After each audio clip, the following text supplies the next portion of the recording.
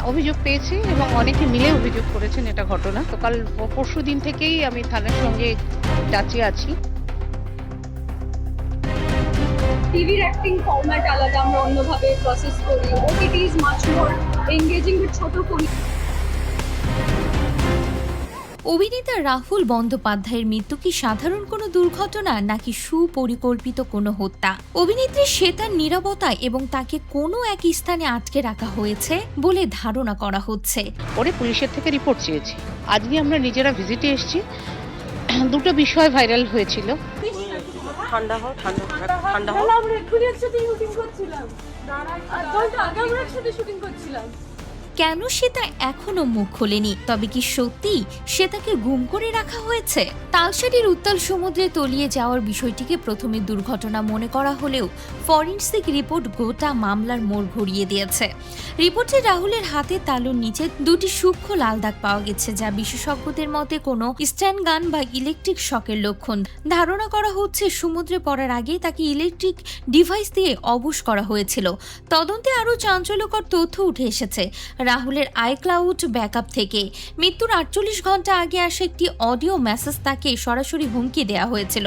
স্থানীয়দের বর্ণনা অনুযায়ী ঘটনার সময় একটি রহস্যময় স্পিড বোটকে ঝড়ের গতিতে সৈকত ছেড়ে পালাতে দেখা যায়। অদ্ভুতভাবে সেই বোটটি ভাড়ার রসিদে কলকাতার এক নামী ফাইন্যান্সিয়াল ডিরেক্টরের স্বাক্ষর পাওয়া গেছে। ছাড়া আমার হোম ডেকর মানে আমি যখন যেখানে যাই কিছু কিছু কালেকশন আমি করি, সেইখানকার যা যা বিশেষ সেইগুলো নিয়ে। এদিকে অভিনেত্রী শ্বেতার নীরবতা এবং তাকে কোনো এক স্থানে আটকে রাখা হয়েছে এমন গুঞ্জন রহস্য আরো বাড়িয়েছে। শ্বেতা নাকি মুখ খুললে নামী পরিচালকের নাম চলে আসতে পারে। তাই শ্বেতা কি ভয়ে মুখ খুলছে না? মুখ খুললে কি তাকেও মেরে ফেলা হতে পারে? এমনও তো গুঞ্জন উঠেছে।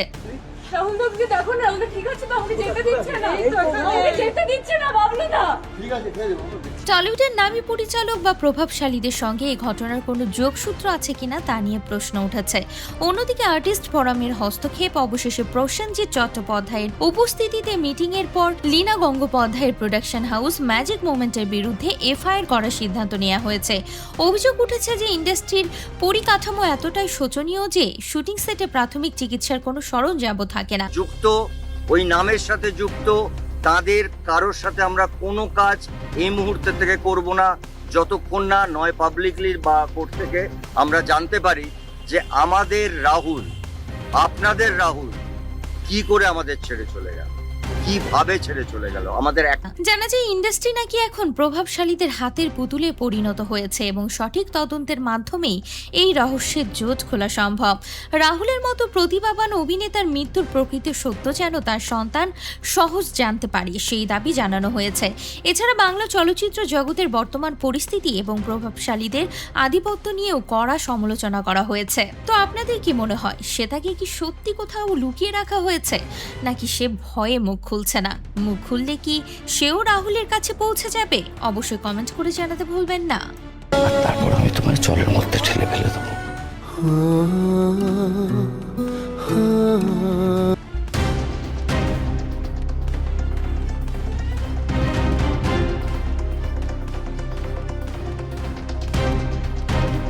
জলে ঠেলে ফেলে দেব, সে তার কানে কানে বলেছিলেন এ কথা রাহুল। তবে কি এ কথার জন্য ইচ্ছে করেই রাহুলকে ফেলে দিয়েছিলেন শ্বেতা?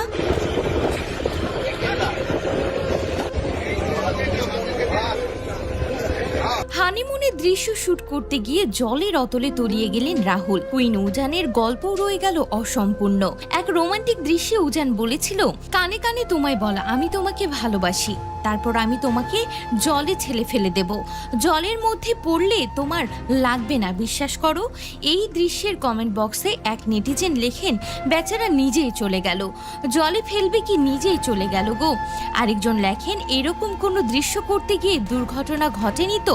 বেরিয়ে এসেছে এমন কিছু সংলাপ যা আপনাকে স্তম্ভিত করবে।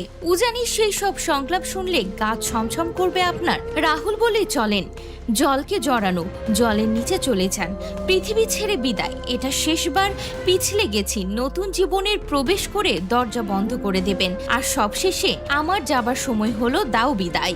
এই দৃশ্য দেখে সোশ্যাল মিডিয়ায় অনেকেই দাবি করছেন হয়তো রাহুলের চরিত্রে জলে ডোববার কোনো দৃশ্য চিত্রনাট্যে ছিল, তার জেরেই ঘটেছে দুর্ঘটনা। সত্যি ধামাচাপা দেওয়ার চেষ্টা চলছে।